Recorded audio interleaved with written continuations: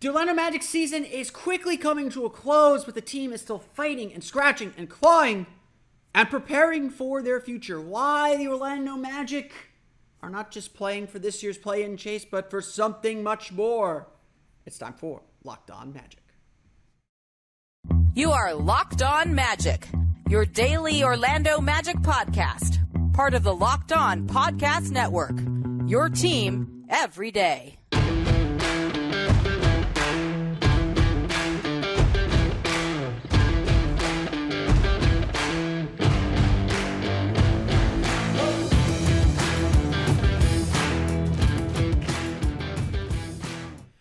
And you are indeed Locked On Magic. Today is March 27th, 2023. My name is Philip Rossman-Reich. I'm the expert and site editor over at OrlandoMagicDaily.com. Of course, follow me on Twitter at PhilipRR_OMD.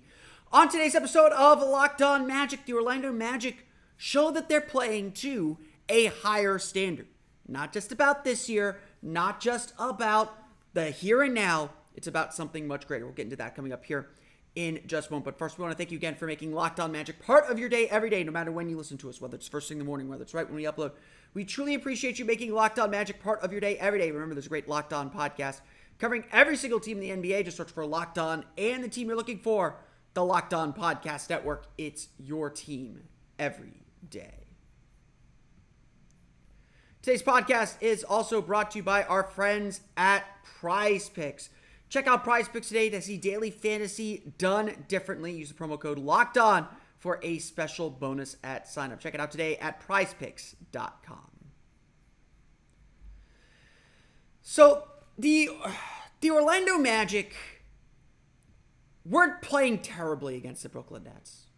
They weren't doing anything particularly wrong. They weren't struggling. They weren't even losing by that much. But you could see hints of trouble. Some turnovers, obviously, some offensive rebounds, especially, and it just didn't really feel like, the Magic, they know their offense probably isn't sustainable, and so they knew they needed to defend better. They knew they needed to kind of lock themselves down, and I was watching a game on the Bally Sports Florida broadcast, was not able to go to the game. And during a timeout in the second quarter, Dante Marchitelli, good friend of the show, reported that Jamal Mosley kind of lit into his team. That he kind of told them, hey, we got to cut out the turnovers. We got to lock down the glass to win this game. And again, the Magic didn't really trail much in this game. What turned out to be a 119-106 win over the Brooklyn Nets. The Magic didn't trail much in this game. They didn't find themselves down by much. They weren't playing poorly. It was just you could see cracks a little bit. And it was just like, how do we fix these before it gets real bad? But I heard this statement, and it was kind of, I think not that we don't know that this doesn't happen, but kind of the first time, at least in a very public way, that we've heard Jamal Mosley really challenge his team. Really kind of step his team up and really kind of say, hey, we've got to do this better. I'm not playing the score. I'm playing the standard. I'm playing to what I know you guys are capable of. It's been a year of development. It's been a year of growth. It's been a year of managing that progress and keeping guys learning lessons. This was really the first time where it felt like, or at least publicly it felt like the coach was saying, I know you can play better than this. I don't care that you're leading. Be better. That's what winning teams do. I remember back in the Stan Van Gundy days, 2010 and 2011 season especially, people would complain to me after wins because I'd be so frustrated. Be like, man, that they won. You got to be cool. It's like, it doesn't matter that they won. We know that they're going to have to do X, Y, Z better if they're going to win a championship. This Magic team's obviously not at that level yet, but it's the same idea. You're not playing the score. You are playing to the standard. You are playing to a standard of excellence, an expectation of how you're going to perform and what you're going to be about. That is who you are playing to, especially in a long regular season where there are wild ups and downs, where you have to bring the same intensity every night or find that intensity somewhere. You're always playing to a standard. And it's always, you do the process, it takes care of the results. Now, who's to say that Jamal Mosley doesn't do this regularly at timeouts? Who's to say Jamal Mosley doesn't do this regularly in the locker room at halftime? Who's to say Jamal Mosley doesn't do this regularly in film sessions, in practices? It's not that this challenge was so unique. It was that it was kind of made public. And shows us the Magic are expecting more of themselves much quicker than perhaps we thought. That the Magic do believe they are capable of doing more. And better yet, the Magic showed that they took on that challenge, perhaps imperfectly, perhaps with still some things to clean up. They are a young team that doesn't know how to do this yet. But the Magic took that lesson to heart and played, honestly, a fantastic game Sunday night. What was, I believe, a 1-point deficit at the time of that timeout, the Magic came out and expanded the lead out to 10 by the end of the second quarter. By the third quarter, the game was essentially over, with the Magic leading by more than 20 points at one point. And while Brooklyn did sneak their way back into the game, both teams called their players off, and Orlando was able to cruise through the fourth quarter to a 13-point win. This was a game where the Magic had everything working. Their offense moved smoothly. They passed the ball with efficiency. 30 assists. They didn't need three-pointers because they lived in that paint. And they got essentially whatever they wanted offensively with just smart passing and great poise. Defensively, outside of giving up too many offensive rebounds and too many second-chance points, the Magic dominated every Brooklyn player that wasn't Mikal Bridges. And even Mikal Bridges, I think, he had a good night, obviously, with 44 points, but he had to work for his shots, too. This was, frankly, a masterclass for the Orlando Magic. This was, frankly, just a strong and solid game for Orlando. And one that they've been waiting for, one that they've been hoping for, one that they've been chasing after for a while. This was a great home win. This was just a good effort that had the Magic playing Magic basketball. And again, that's the point. We know that the play-in is a long shot. I've been saying that for a long time, even as I've pushed to say, like, this is the goal. This is what you should be pushing for. Go for it. Even in failing that, you learn a lot about this team and you get all this experience. It's never been about making the play-in tournament. I want to stress that. It's about learning how to play to that standard. It's about learning how to play in these pressure games. And while, yes, the Magic have a sense of desperation about them and are a long shot, all of these games matter to the teams ahead of them. The only game the Magic will play the rest of the season that does not have playoff implications, at least as we sit today, is their game against the Detroit Pistons next Sunday. And that is a must-win game for the Magic, because the Magic will likely still be in the playoff, or the Magic could be eliminated by then, but the Magic very likely will be fighting for their postseason lives by next Sunday. Yeah, we're going to enter the last week of the season still mathematically possible to enter the postseason. I just want you to pause and reflect on that for a little bit. The Magic, though, have been spending and taking this time, not necessarily focusing on the play-in tournament, not necessarily focusing on what they need to do to reach the postseason this year. It's about what they will ultimately have to do next year. What they ultimately will have to do to make the postseason next year. To be the playoff team we know they are capable of, to meet the expectations that, yeah, people like me, and I'm not afraid to say this because I believe it, people like me are putting on them already. We expect next year to be a playoff year. And the Magic are using this time now to get ready for that. And that includes holding the team accountable not to the score, but to their standard of play, to the way they want to play, to the things they have to do every single night to win games. To not fall victim to the ups or the downs, but to find that level and make that level as high as they can make it. As Chuck Daly used to say, water always finds its level. The Magic are learning to play to this standard. And to me, it's exciting and fantastic to hear that the team is thinking about these things clearly. And clearly trying to do more than just win games. As important as winning games are. They're trying to learn how to be a better team moving forward. We're going to go through the final box score, talk about the Orlando Magic's 119-106 win over the Brooklyn Nets. We'll get to that coming up here in just a moment. But first, a quick word from our friends at PrizePicks. The NBA about to take center stage once again. The big battle between Nikola Jokic and Joel Embiid takes place tonight. Settle your MVP debates after tonight, please. Rookie of the Year certainly already settled. And if you want to be the MVP of your day, you'll play PrizePicks. In PrizePicks, you pick 2 to 6 players, and if they go on to score more or less than their PrizePicks projections, you can win up to 25 times your money on any entry. There's no competing against other people. It's just you versus the projections available. PrizePicks offers projections on any sport that you watch, including NBA, MLB with opening day on Thursday, NHL, PGA, men's college basketball, women's college basketball, soccer, esports, NASCAR, and a whole lot more. Entries can be made in 60 seconds or less. It's really that easy. They have safe and fast withdrawals. They're currently operational in more than 30 states, including here in Florida and Canada. Download the PrizePicks app or go to prizepicks.com to sign up and play daily fantasy sports today.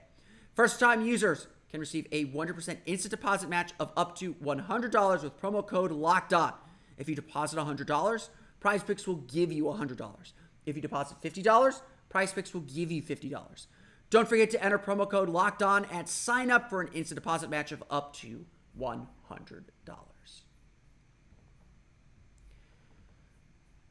All right, let's go through the final box scores. The Orlando Magic defeat the Brooklyn Nets 119-106 again. Like I said, this was a really impressive performance by Orlando. I mean, look, not without flaws. I'm not going to say it was a perfect A-plus performance. There are a lot of things that I think the Magic will have to clean up, especially now going on the road, facing a tough Memphis team. They got Washington on Friday, and, again, if the postseason still matters, every game's a must-win if the postseason still matters. If it doesn't matter to you, that's great. It matters to these guys.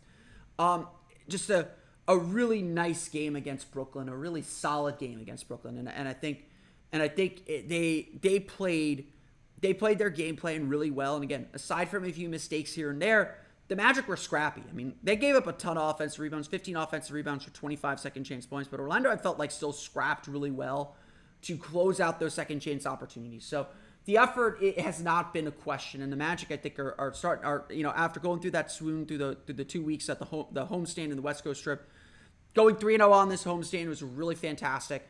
Team is starting to play a lot better basketball as they close the season. I think that's what we want to see. I'll go back and make the comparison to the 2006 team here later on this week, and talk a little bit about how that was a springboard for this team. But still, it's good. Young teams figuring out how to win, playing pressure basketball. It's good. And frankly, I think there's a reporter that asked this. I don't blame him. I think he was asking a fair question. There are a lot of fans that don't realize how important these games are and how much it's going to develop guys like Paolo, guys like Franz, guys like Markel, guys like Cole. It's going to help them really develop and know how to play in these pressure situations. Let's go into the box score, though, first. Let's start with Wendell Carter Jr. I thought Wendell played a fantastic game. 18 points, 7 for 9 shooting, 3 for 4 from the foul lines, only 6 rebounds. He did only play 25 minutes, did not need him that much. But it sure felt like every minute that Wendell Carter was in the game, he was impactful. Nick Claxton still had 9 rebounds, only 2 offensive rebounds, so the offensive rebounding issue wasn't necessarily his fault. But he did a great job really manning the interior on both ends. He was making shots. I thought he just played a really, really strong game, just a really solid game up and down. The Magic knew they could turn to him, give him the ball, and he would make a good play. And look, Wendell, I'm excited to see where Wendell grows as the season ends and into the offseason. because I think it's very clear he can be a very, very good player in this league and do some very, very good things. He's been a connective tissue for this team all year long. I'm really excited to see what Wendell Carter does. Franz Wagner also had a nice game. 19 points, 6 for 11 shooting, 7 for 9 from the foul line, 10 rebounds, 6 assists, 2 steals. Franz was doing his Franz stuff, man. He was getting to the basket. He was finishing around the rim. He was drawing fouls. He was, I still think I'd like to see him develop a little bit more of a mid-range game so he could stop and, he doesn't have the quickest release, so a stop and pop mid-range probably may not be completely in his future. But just adding adding that Dirk step back again, just getting that back into his game, getting more comfortable with that is going to help his drives out so much because he is basket or nothing, and he gets to the basket more often than not. That's the scary part. It works. He doesn't have to do a whole lot more because what he does really works. And he was just on point throughout much of this game. I thought Franz's defense, I don't think we talk enough about how good he is defensively. Just really solid defensively all around. Paolo Banchero had 11 points, kind of a slow game, 4 for 13 shooting, 9 rebounds for him, 4 assists. I thought Paolo was fine, just missed shots, kind of struggled a little bit with Dorian Finney-Smith on him and some of the size Brooklyn can throw at you. But he got himself going. He found ways to kind of get that grind going, especially in third quarter as Orlando expanded its lead. Gary Harris and Markelle Fultz each with 10 points. Markelle Fultz having 9 assists. Markelle was just in command of the game. Not shooting particularly well. Did miss 3 threes. So again, I honestly it's good Markelle's willing to take threes. I don't really want to hear that he's a reluctant 3-point shooter. He will take threes. He will not make them, but he will take them. And I think this summer he'll probably develop into at least a 33% 3-point shooter, which I think would be a humongous step for him. Or hopefully he can. Gary Harris had a couple threes. Did some nice things defensively on Mikal Bridges, got into some foul trouble. Mikal Bridges had 44 points, 13 for 22 shooting, 6 for 9 from deep, 12 for 12 from the line. Magic really couldn't do anything with him, but no one else really stepped up to help. Cam Thomas had 18 points, a lot of that coming in the fourth quarter. Spencer Dinwiddie missed all 11 of his shots. Cam Johnson had 10 points. The Magic just dominated this game in a lot of ways, and outside of Mikal Bridges, really dominated defensively. So again, defensively, giving up 40.7% shooting, 8 for 35 from deep, 6 of those threes coming from Bridges. 24 for 28 from the foul line. The fouling was the issue. Offensive rebounds were the issue. But otherwise, the Magic really just locked down. And again, just a solid game. Let's get to the bench. Probably should have led with the bench because the bench was really good. Cole Anthony, 21 points, 8 for 13 shooting, 4 for 4 from deep, 6 rebounds, 3 assists. I have been really in love with the way Cole's playing. I think that he's really figured out what his role is and is really comfortable with it. I mean, I think it took a little bit of an adjustment to coming off the bench and but once this team got rolling and once I think Anthony kind of found his spots with the group that he's playing with, he's just been fantastic, just lights out. He makes smart decisions. He's not forcing or rushing shots. He is just in rhythm too. And again, a lot of Cole's success is based on his ability to make shots. He's a scorer. That's how we judge him. He is scoring tons of points. He is scoring them efficiently. He's scoring them effectively. He isn't settling for threes. He isn't settling for contested or rush shots. He is just playing really, really good basketball. That's the really only way I can describe it. Honestly, even defensively, he is a pest. He is getting better defensively. He's not perfect by any means. I'm sure he would admit that, but he competes on that end. And I just love the way that Cole Anthony's played. This has been by far the best season of his career. The Magic have really kind of carved out a nice niche for him, and I think he's really embraced it, and he deserves a lot of credit for that. Jalen Suggs playing his first game back in 4 games after the concussion. Didn't miss a beat. 16 points, 6 for 9 shooting, 2 for 2 from beyond the arc, only 2 free throws. But just, again, hits his pull-up game, got his turnaround game going, got to the basket, made both of his threes. Suggs has figured stuff out. I don't want to say he's completely figured it out. I don't want to say he's what we imagined he would be when we drafted him. But look, we know Jalen Suggs competes. We know he gets after it defensively. Offensively, you believe he's going to make shots. And that's a long way. He's come a long way on that front where, yeah, he's going to make shots. I'm not concerned about him making or missing shots. For the most part, I think he's going to make them now. Even tough little step backs, even tough little pull-up jumpers, he's just playing with a lot more calm. I love the way that Jamal Mosley described it. He's playing with much more poise. He knows the pace of the game a whole lot better now. And I think that's I think that that's such a big sign and a big point of growth. And, it just goes to show, don't give up on young players. Let them have some time to figure out this league. Jalen Suggs has figured out what he's good at, where he needs to get better, and he started to get better at those things. And it's a credit to him how much more reliable he's become and how much better he's become. He's not starting, but he's playing more minutes than Gary Harris. No offense to Gary Harris, who's, I think, had a decent season as well. Gary only played 18-20, had a little bit of foul trouble.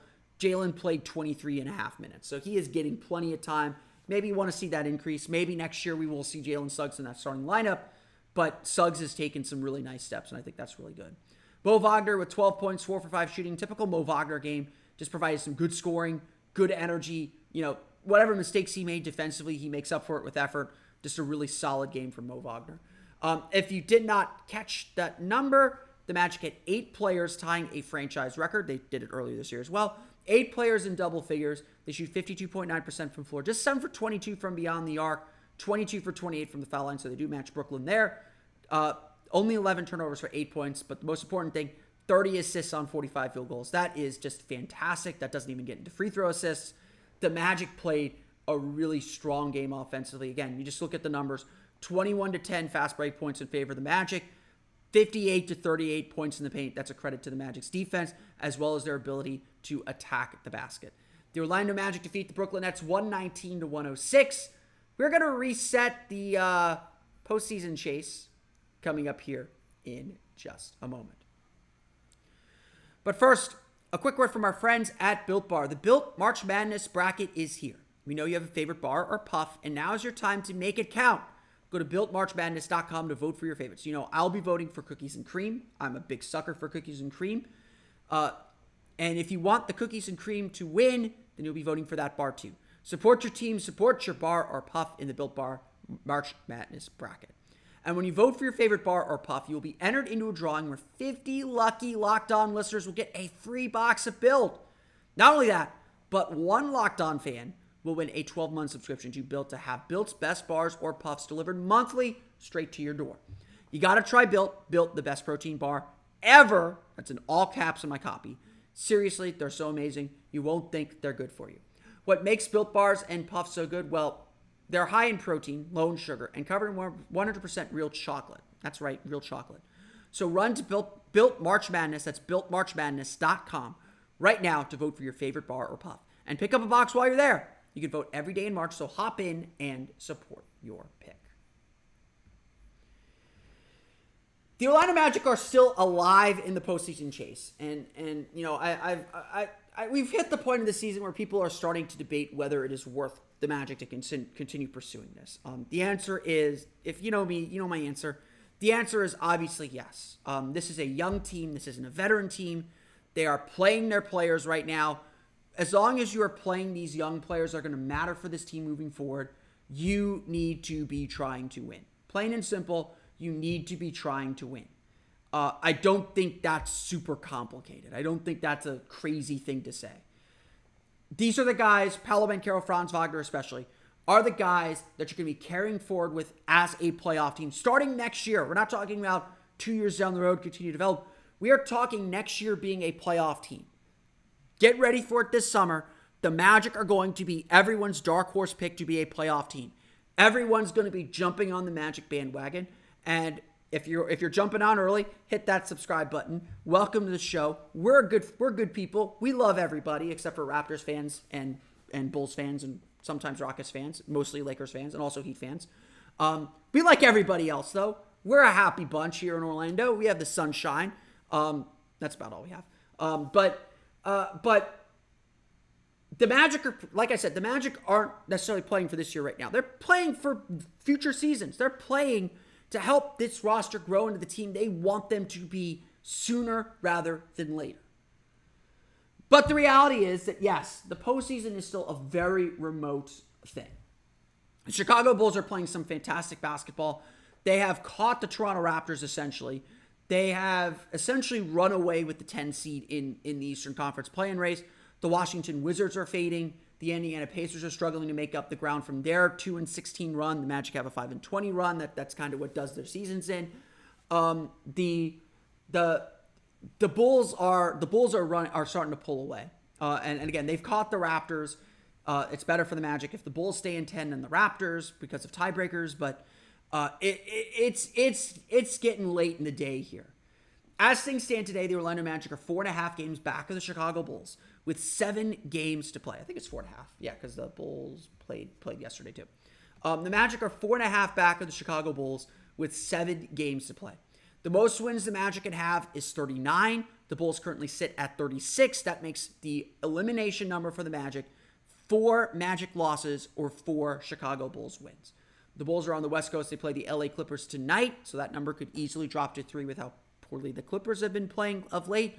The Magic are also the next team to be eliminated in the play-in tournament. And what's been interesting to see is as the Bulls have started to separate themselves a little bit, they're 7-3 in their last 10. As the Bulls have started to separate themselves a little bit from the rest of the pack started to come down to the Orlando Magic. As everyone's kind of looked at the kind of lottery standings, a lot of people have said, like, why aren't the Magic tanking for Wemby? And I've been like, well, the Magic are still closer to the play-in tournament than they are to the lottery bunch. The Magic currently are 7.5 games ahead of Charlotte for 4th in the lottery standings. So Charlotte's sitting in 4th in the lottery standings. The Magic can't catch them, actually. The most wins Charlotte can have is 31. Charlotte is locked into the bottom 4. Orlando cannot fall farther than 5th in the lottery standings. So forget that. However, because the Magic have started playing so well, they're 5-5 in their last 10, which in this part of the standings, I guess, is enough to gain ground. The rest of the pack started to come down to them. Orlando is a half game ahead of Portland for 5th. So Portland could easily tie Orlando. There's a report coming out this weekend that the Blazers are considering shutting down Damian Lillard. They are 1 game back of Indiana and Washington. Obviously, they play Washington on Friday. That's going to be a major test to see whether how committed the Magic are to winning or how ready the Wizards are to shut their season down. Or it could just be 2 teams really fighting hard. Essentially, the Magic could right now finish anywhere in the lottery standings from 5th to probably 9th. I don't think they're going to catch Utah. Utah is 3.5 games ahead of the Magic at 35 wins. I don't think the Magic are getting that far. Chicago's pick as well has dropped to 11th because they've played so well. They're 36-38. They're a half game ahead of Dallas for 10th, half game behind the Lakers, which will become New Orleans, for 12th. So that is your update on the Magic's lottery situation. There are obviously a lot of fans that think the lottery is the salvation, and that's fine. I get it.